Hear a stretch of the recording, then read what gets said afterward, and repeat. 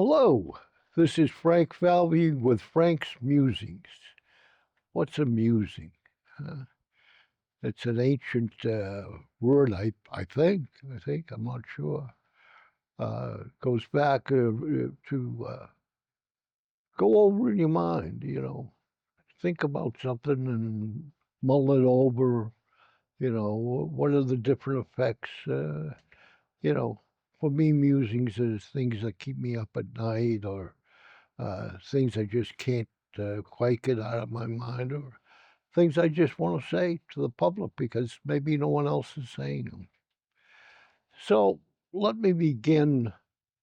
Let me begin with this proposition that in elections we have three people that go and vote, go to the elections.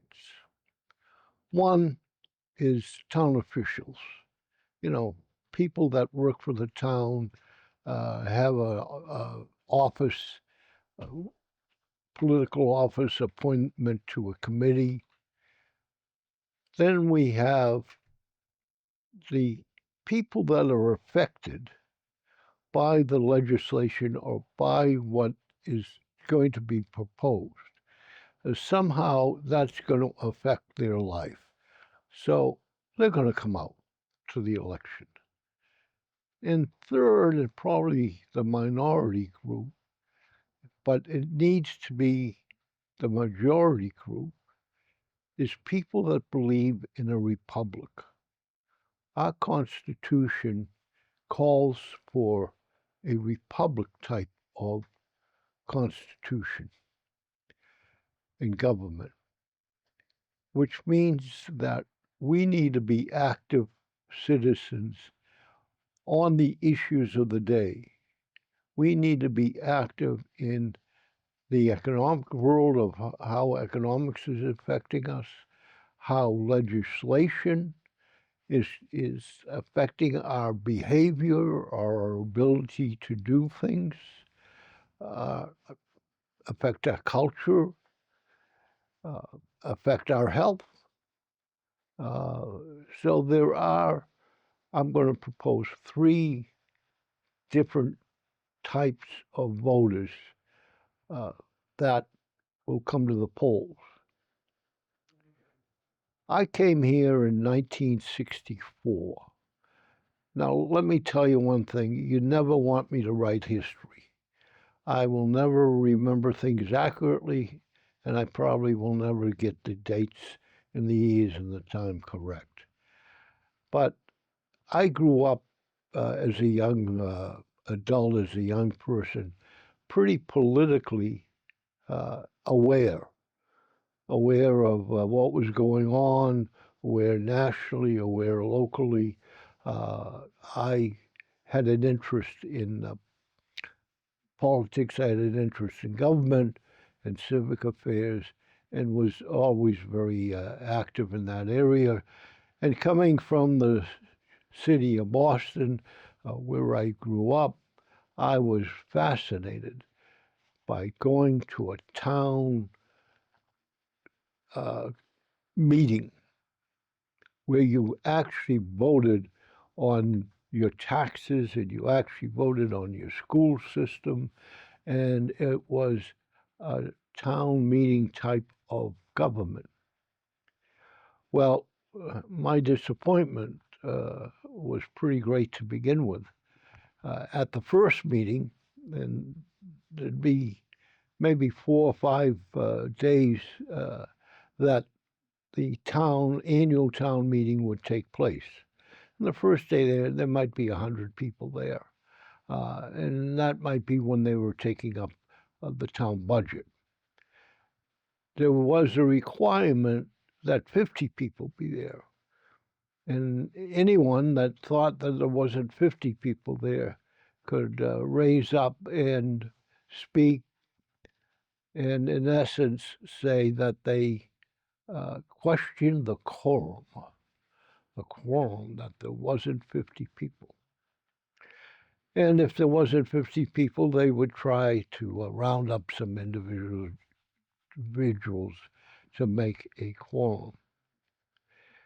Now, here in a town meeting, you have direct voting, individual looking at how the budget, how the different articles of zoning or whatever else was being proposed come before you.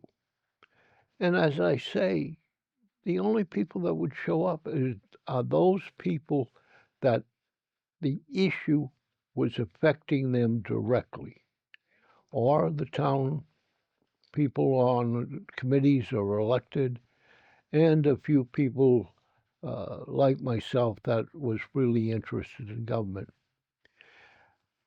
Believe it or not, I kind of grew quite a legend and reputation at town meetings, and I've often felt that probably the reason they don't have town meetings today is because of me.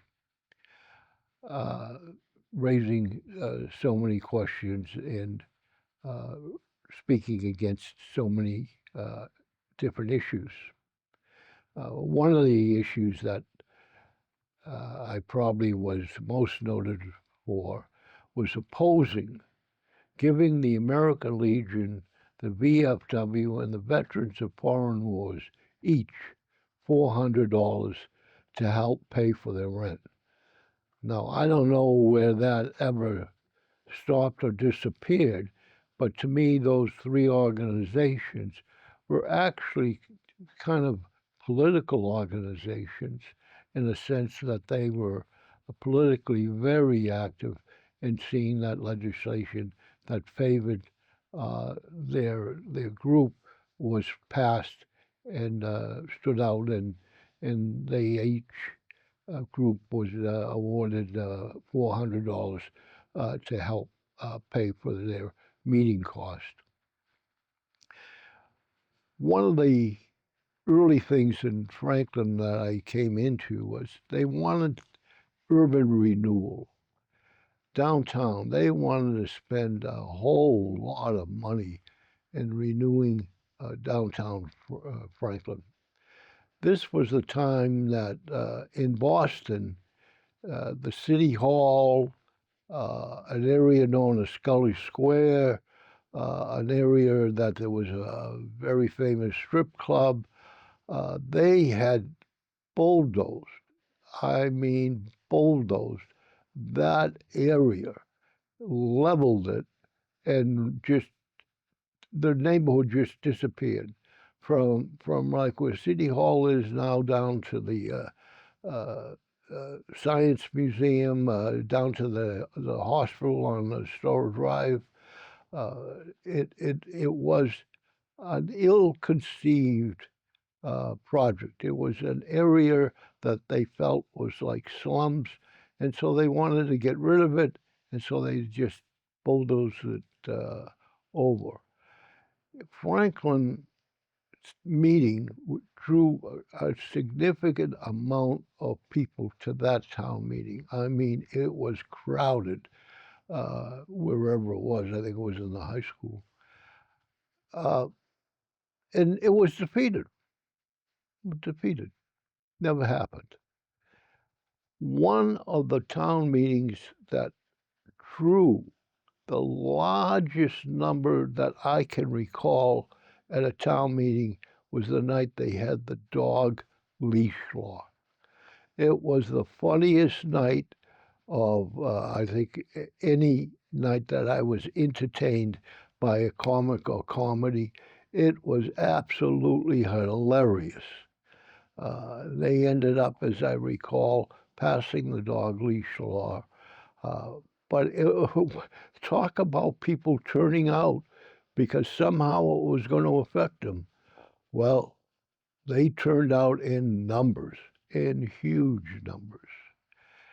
So they decided that maybe town meetings weren't any longer relevant to the town of Franklin and that they should change their form of government uh, to a town council, which they did. And they first had councilors by district, then they had councilors completely at large.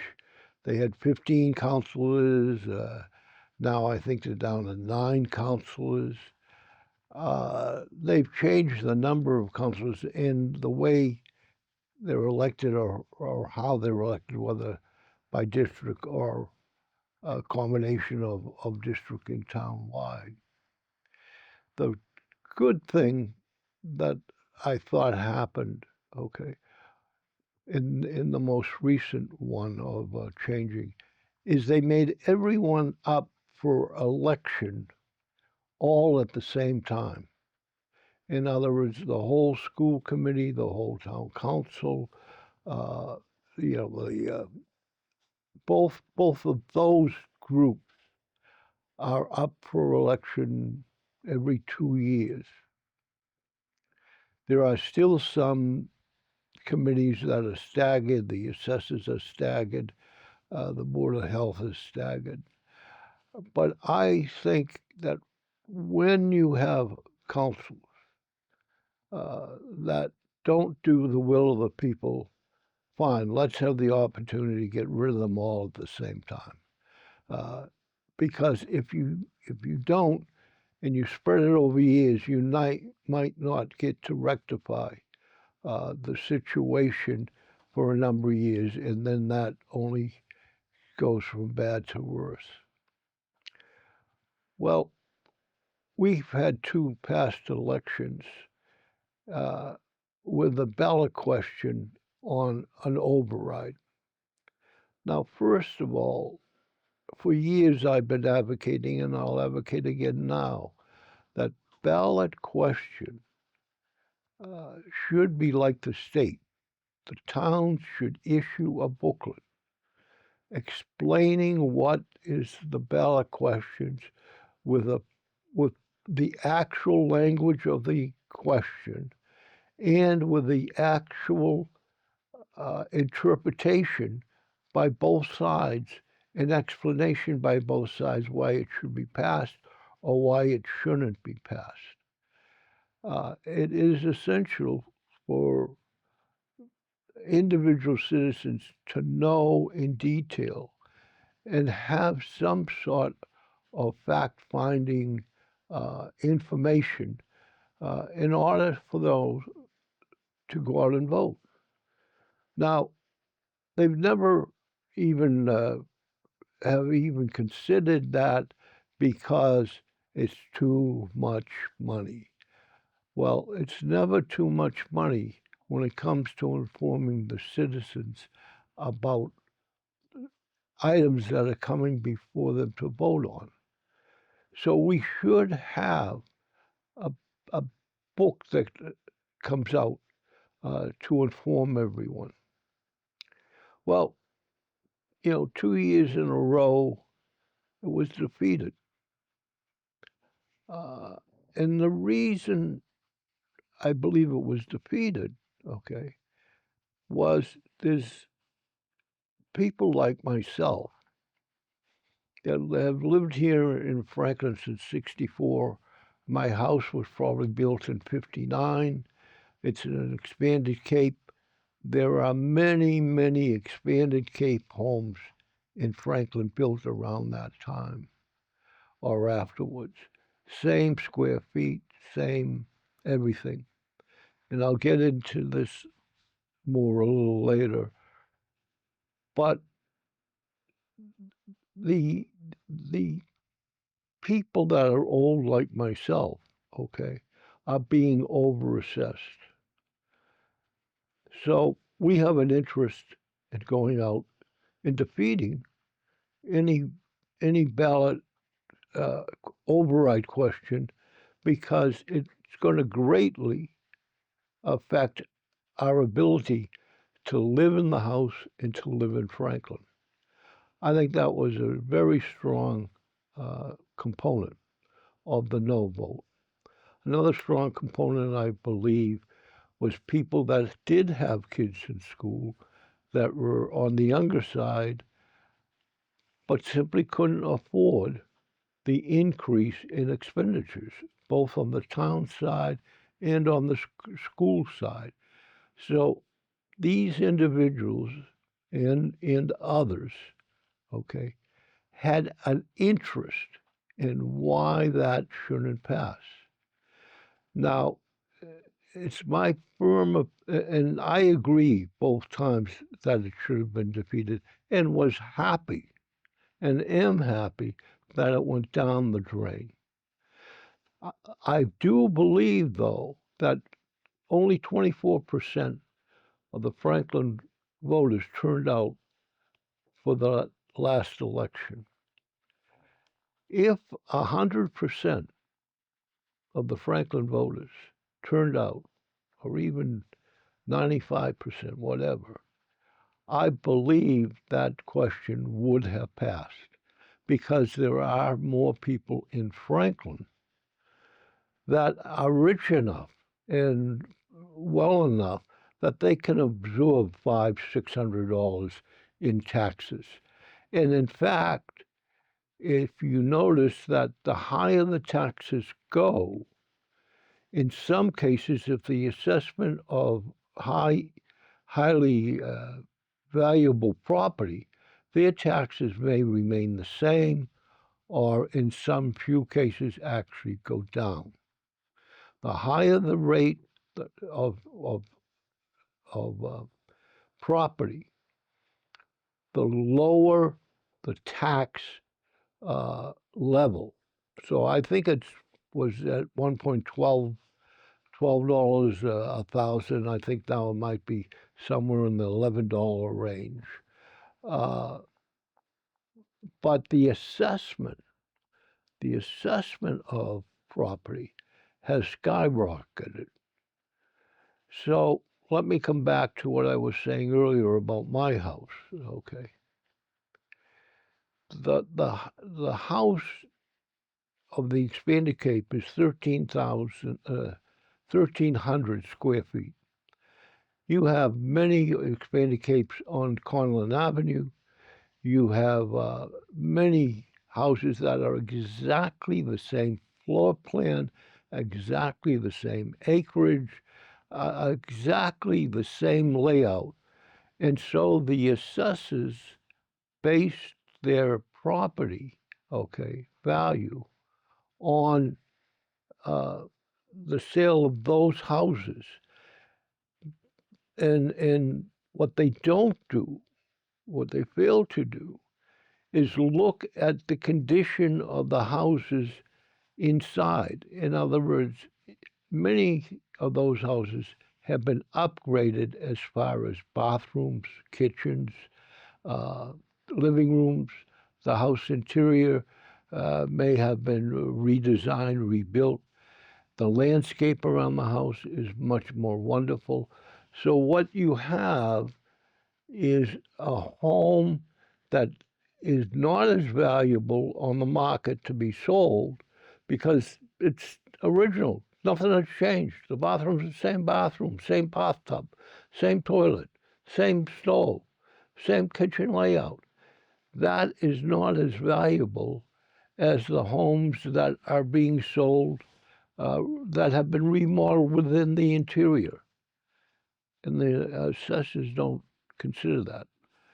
We are now in the period of January that your tax bill is coming out, and on that tax bill is going to be your new assessment.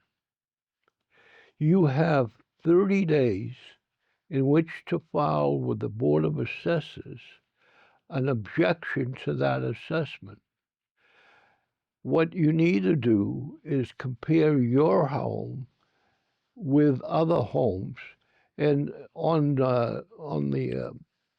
your computer and your search engine, there are some real estate websites that will show the actual interior of homes that are exactly like your home. And you can see how your assessment is very close to their assessment, and yet the sale value is widely different. Now, I've been not even invited to go to those meetings and make my case. I don't know why, but outside of the first time that I filed an assessment, I've never been notified when that takes place, when the meeting is. All I get is a letter of denial. The Board of Assessment assessors is very great in just turning everything flat down. So I've had to go to the State Board of Assessors and make a case before them. It is time consuming. It is a pain in the neck. It is a great effort. And whether it's worth it at my age to be really nervously trying to fill the forms out to fill in my argument. It's very time consuming, but on 3 occasions I have won lower assessments in the monetary area of around $300, in one case $500. So out of 5 times, I've won lower assessments 3 times. Now, you would think that the Board of Assessors would get the hint, right? But no, year after year, I have a higher assessment percentage-wise than anyone else in my category, in the area that I'm in. And why do I have a higher percentage? Because the State Board of Assessors cut my assessment, say $20,000, $30,000 back, right? Well, the next year, they don't even pay attention to the Board of Assessors, and on the state level, cut my value back.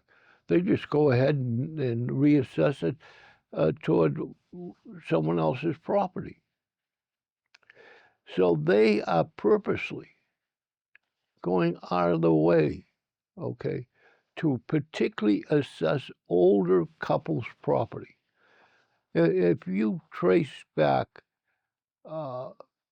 people that have owned their home for 30, 20, 15 years, are over the age of 65, all right, and their property sells for less than the assessed value,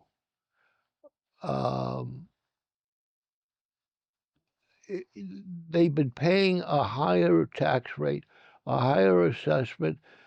They pass away, or they go to sell the property, and it's sold for less than the assessed value. Now, I don't know if you're aware, but there's all sorts of codes of when property is sold.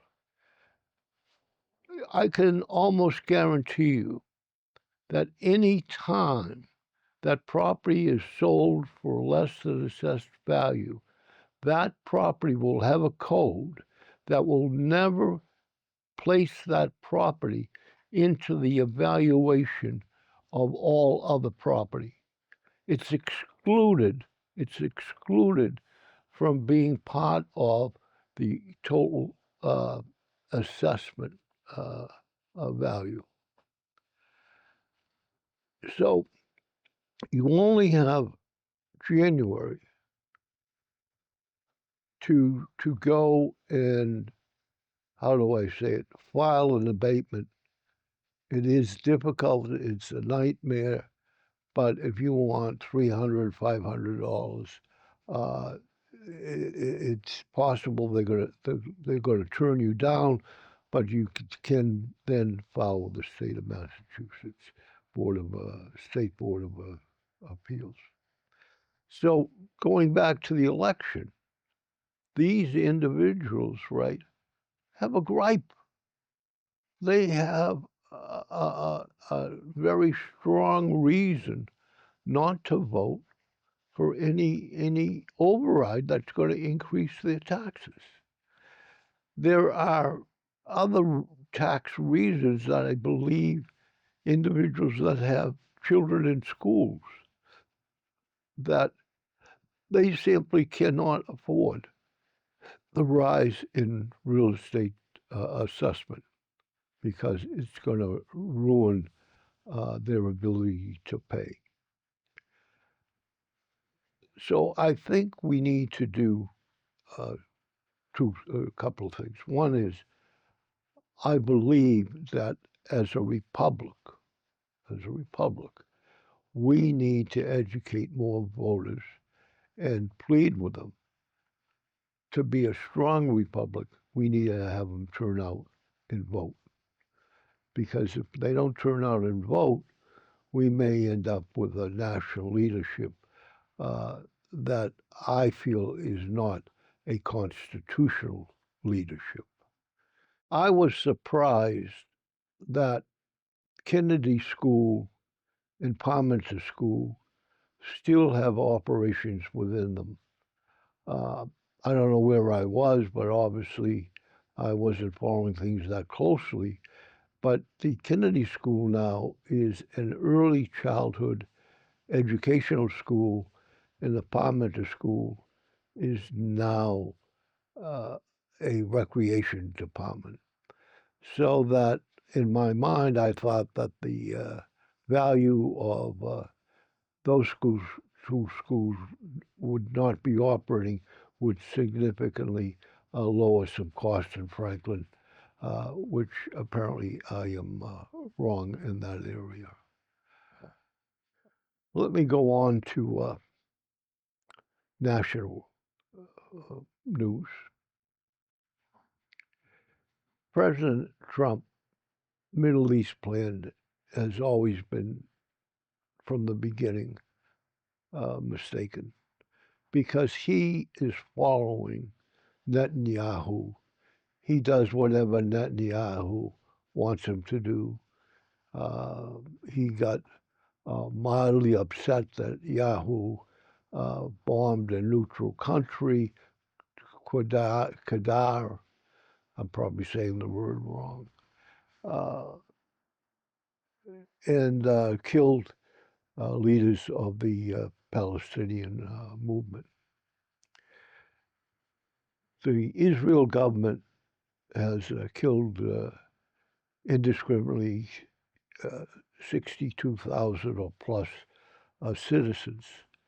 Now, because of a ceasefire, not only are Israel's military still killing uh, Gaza citizens and children and people, but the Hamas rebels and leadership are killing their own people, executional style, shooting them in the back of the head or just shooting them in mass gatherings.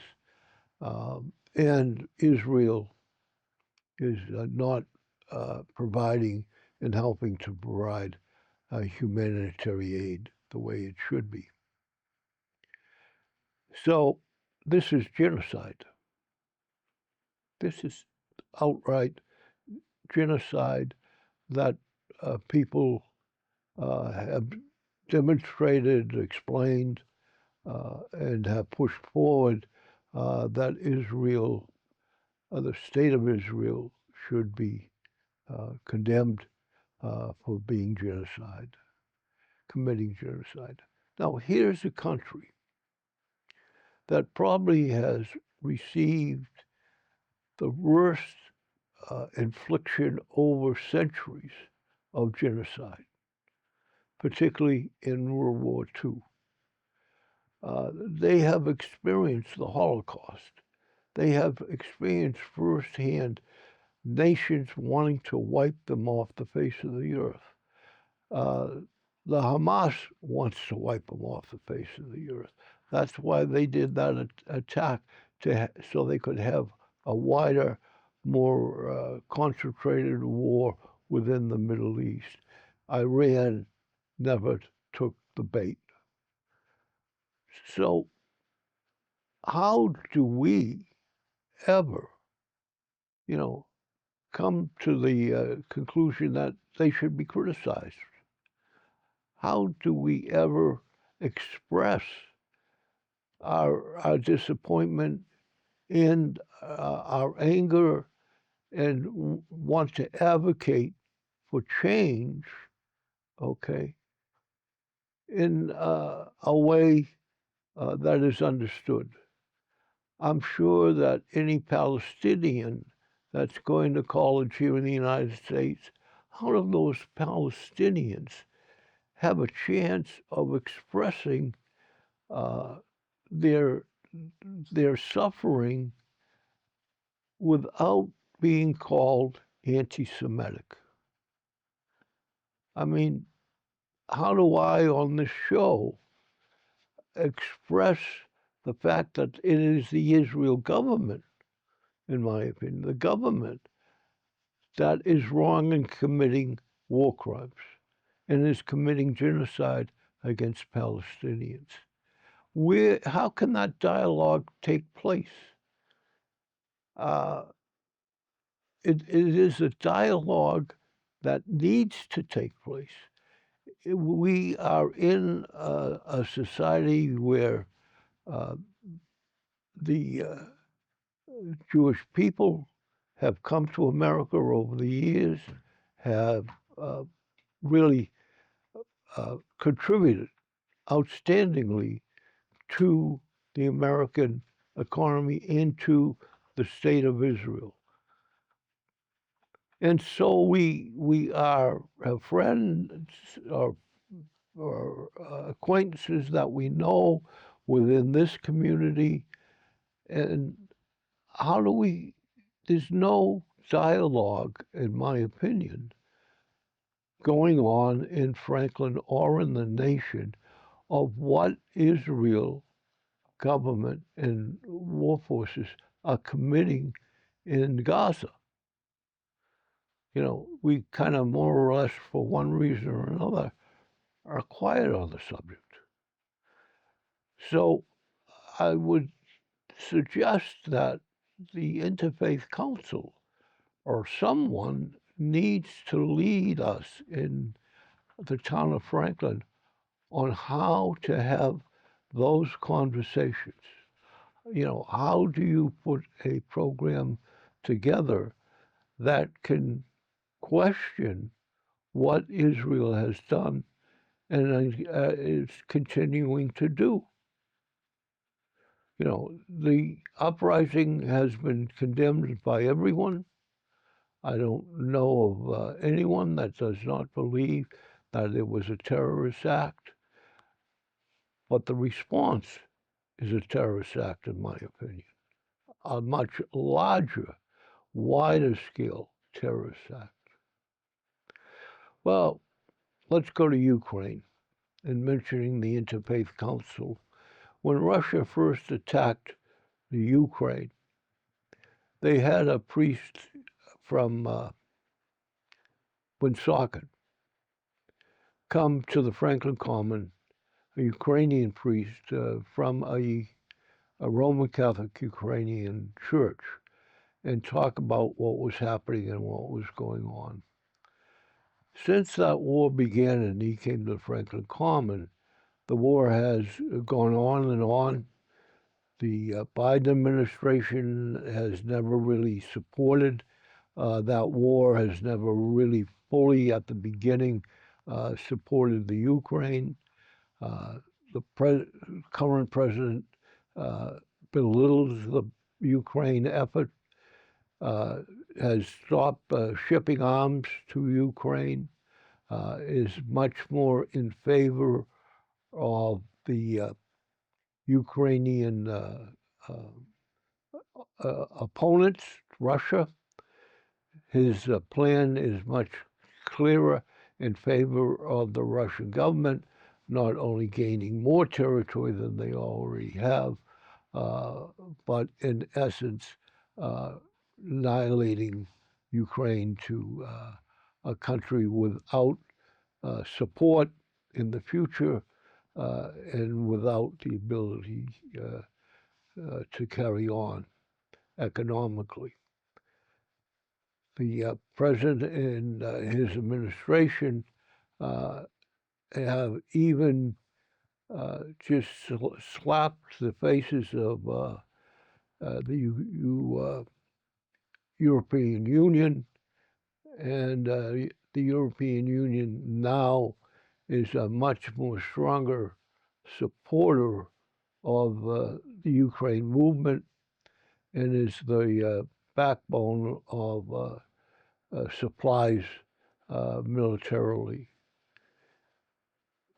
Our president, I I don't understand. I do not understand that when a Russian government and military forces invade another country, why he can't act in support, at least monetarily and militarily, at least from a supply point of view, when he wants to pick a war with Venezuela. What in the world are 15,000 troops doing off the coast of Venezuela?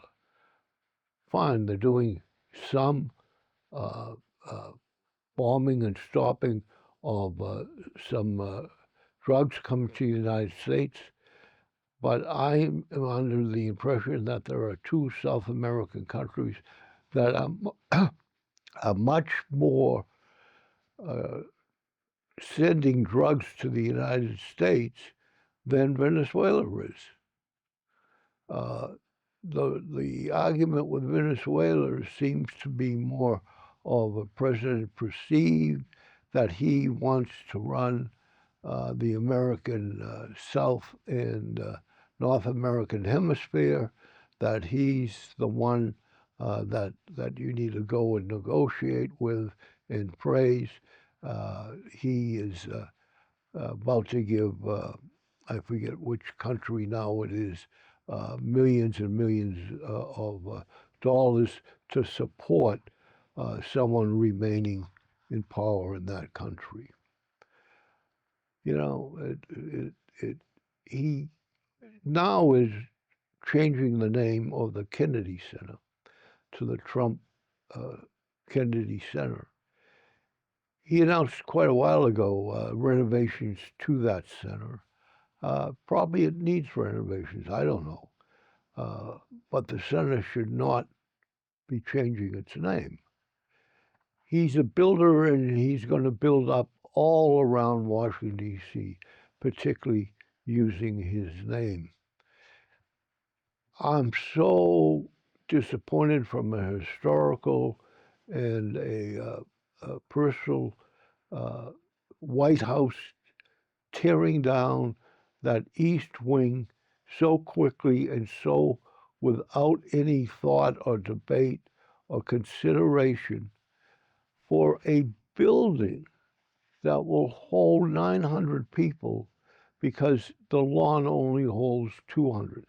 What in the world do we want a building that holds 900 people when those people are only going to state dinners that are paid for? The people don't even need to pay for them. Why not just pay for 200 instead of 900? Why are we building a building that we're only going to entertain and have the elite of countries and of America go and use that building? We don't need it even if he pays for it. Even if he pays for it, we don't need that building. We don't, he's desecrated the atmosphere that the White House grounds uh, gave before he tore down the East Wing. Now, a long time ago, when I was a college student, I went through Washington, D.C., and I visited the White House.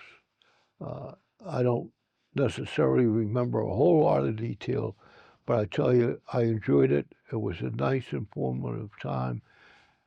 Now, I don't even believe you're seeing, you're not seeing the history, and you're not seeing the America that the White House stood for. What you're seeing is the ruthlessness of a president that can do whatever he wants and simply tear stuff down. He apparently wants to build like a French triumphal arc somewhere. Well, I understand that, France really helped us during the Revolutionary War, but what in the world do we want a triumphal arc in America for? He's doing something across from the Abraham Lincoln Memorial that if you were at the memorial, you would see this new structure. Yes, he's going to tear Washington, D.C. up and down so his name will last forever in that Washington, D.C. complex and area when it shouldn't be. I'm now criticizing the president. Uh, he goes after people that criticize him.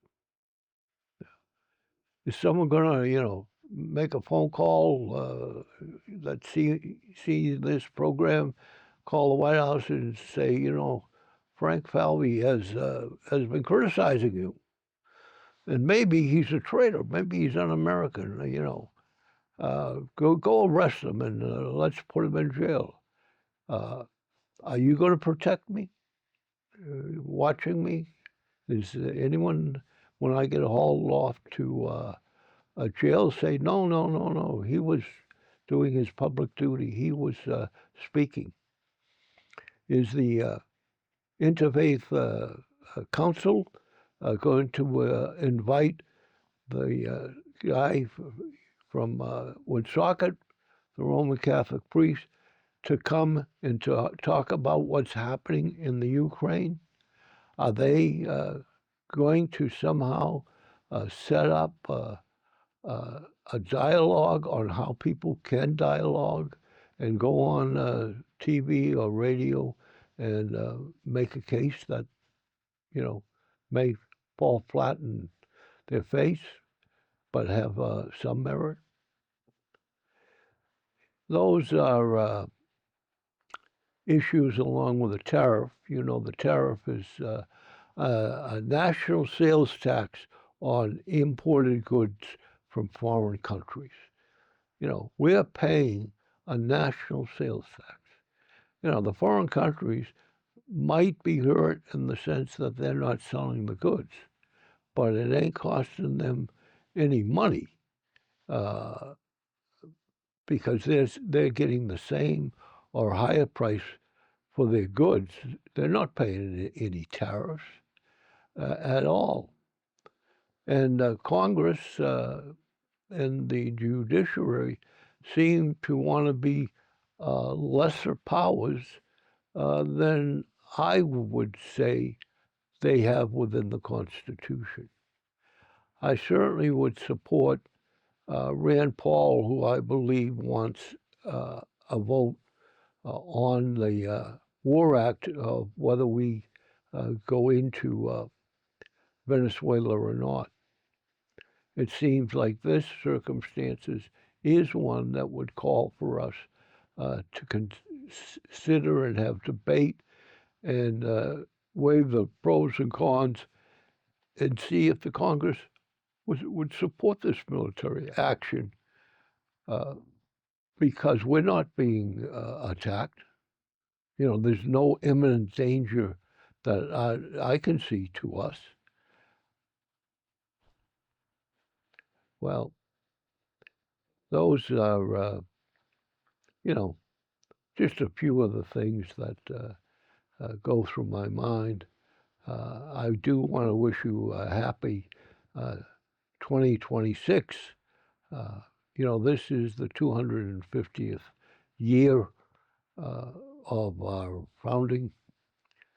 I would say I love the state flag as it is now, and we ought to stop spending millions of dollars to change it. The committee has been in existence long enough. Let's get the committee and do away with a committee that wants to change the state flag.